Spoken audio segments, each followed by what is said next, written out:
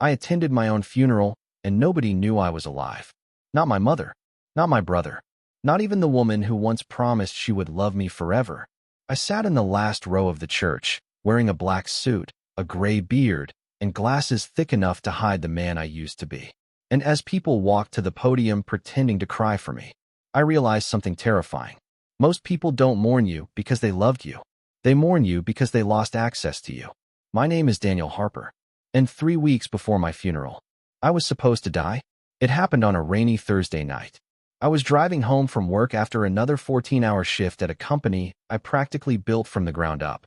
My phone kept vibrating with messages from clients, employees, and my younger brother Ryan, asking for money again. Ryan never called unless he needed something. But that night, I ignored him. I was exhausted, emotionally drained, the kind of tired sleep can't fix. The rain was brutal, visibility almost zero. Then suddenly, a truck lost control ahead of me. Headlights spun, brakes screamed, and my car flew straight off the bridge. I still remember the freezing water swallowing the windows, the panic, the darkness. Then, nothing. When I woke up, I was in a private clinic 2 states away. A fisherman had found me unconscious miles from the crash site. No ID, no phone, no wallet. The police assumed I drowned. My car had sunk deep into the river. And somehow, everyone accepted I was dead. At first, I wanted to go home immediately. But then the doctor handed me a tablet. "Your family's already speaking to the media," he said. Media? I opened the first video, and my stomach dropped. Ryan stood in front of cameras pretending to cry. "My brother was the most generous man I've ever known," he said dramatically. Generous? That parasite borrowed nearly $200,000 from me over the years and never paid back a cent. Then came another interview. My ex-girlfriend Vanessa, the same woman who cheated on me with my business partner. She wiped fake tears from her eyes. Daniel had a beautiful soul. Beautiful soul? She destroyed me. But the worst one was my mother. She sat there, holding tissues, telling reporters, "My son always took care of this family." And suddenly it hit me. That was the problem. Nobody loved Daniel Harper. They loved what Daniel Harper provided. Money, solutions, support, sacrifice. I spent my entire life being useful to people who would never do the same for me. So instead of going home, I disappeared. For 3 weeks, I stayed hidden. I rented a tiny apartment under a fake name. And for the first time in my life, I watched people without them knowing I was watching. You learn the truth about people when they think you're gone forever. Ryan posted emotional tributes online every single day. Then 2 days later, he tried selling my watches. Vanessa uploaded old photos of us together pretending she lost the love of her life. At the same time, she was secretly negotiating ownership shares in my company. And my mother? She cried publicly, while privately arguing over my life insurance payout. I felt sick, but I needed to know one thing. Was there anyone who actually loved me? So I decided to attend my own funeral. The church was packed. Expensive flowers everywhere. Luxury cars lined the streets. Funny how people show up when a successful man dies. I entered slowly with a cane, keeping my head down. Nobody recognized me. At the front stood a giant portrait of myself smiling. I stared at it thinking, that man killed himself trying to make everyone happy. The priest began speaking. Then came the speeches. Ryan went first. Of course he did. He walked to the podium dramatically, pausing every few seconds to fake emotion. "My brother was my hero," he said. I almost laughed. Hero? Ryan once told me I was only successful because Dad died early and left me responsibility. He resented me for years. But now I was useful again, even dead. Then Vanessa spoke, and somehow she was even worse. She talked about our deep connection, about future plans, about the love we shared. Meanwhile, I still remembered finding texts on her phone from another man while she slept beside me. The audience cried. People believed every word. That's the scary thing about funerals. The dead can't correct the lies. Then my mother approached the podium. And despite everything, a part of me still hoped she might be genuine. Maybe mothers are different. Maybe beneath all the pressure and expectations, she truly loved me. She looked at my photo and began crying instantly. "My son sacrificed everything for this family," she whispered. That part was true. I paid her mortgage, her medical bills, Ryan's debts, even funded vacations I was never invited to. Then she said something that shattered whatever remained inside me. I don't know how we'll survive without his support. Support. Not love. Not laughter. Not memories.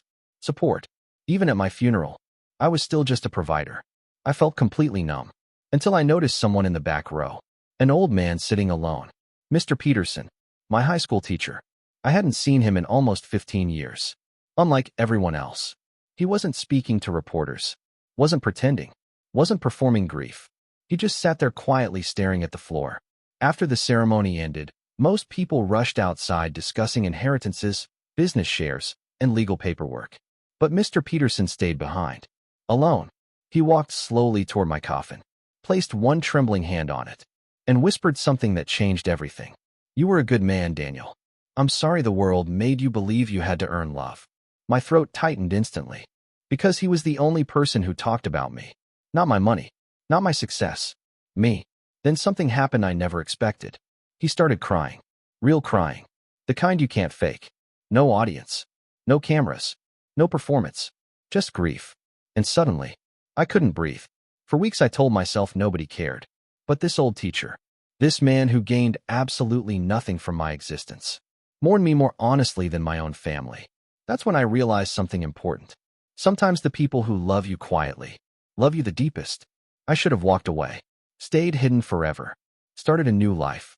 But instead, I stood up, right there beside my own coffin. Mr. Peterson froze. His eyes widened in horror. "Daniel?" The church went silent. One woman screamed. My mother dropped her purse. Ryan looked like he'd seen a ghost, which technically, he had. Vanessa nearly fainted. And for a few seconds, nobody moved. Nobody breathed. I looked around the room slowly, at all the fake tears, fake grief, fake love. Then I said the words I'd been carrying for weeks. "It's amazing how much people love you, once they can profit from your death." Silence. Pure silence. Ryan stepped forward first. "Daniel, oh my God, you're alive." He tried hugging me. I stepped back. "No." The entire room watched in shock. "You don't get to hug me now." His face turned pale instantly. Then Vanessa started crying dramatically. "We thought you were dead. You moved on pretty fast for a grieving girlfriend." More silence. Then I turned toward my mother. And honestly, that hurt the most. Because even after everything, part of me still wanted her approval, still wanted her love. She walked toward me shaking. "Son." But I interrupted softly. "Did you love me, or what I did for you?" She couldn't answer. That was my answer. Tears filled her eyes. But for once, I didn't feel guilty. I spent my whole life carrying people who never bothered asking if I was tired. And the moment I disappeared, they exposed exactly who they were. So I made a decision. I sold my shares in the company, cut financial ties with everyone, left the city, and started over. Not because I hated them, but because sometimes you need to die to understand who was killing your soul while you were alive. It's been 3 years since my funeral. I live quietly now near the ocean. Smaller house, smaller circle, peaceful life. And you know something strange? The less money I spend on people, the more honest my relationships became. Ryan still occasionally emails asking for help. Vanessa got engaged to another wealthy businessman.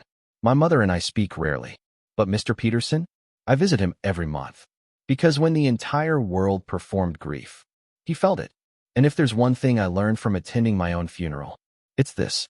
The people who truly love you usually love you quietly, without cameras, without benefits, without conditions.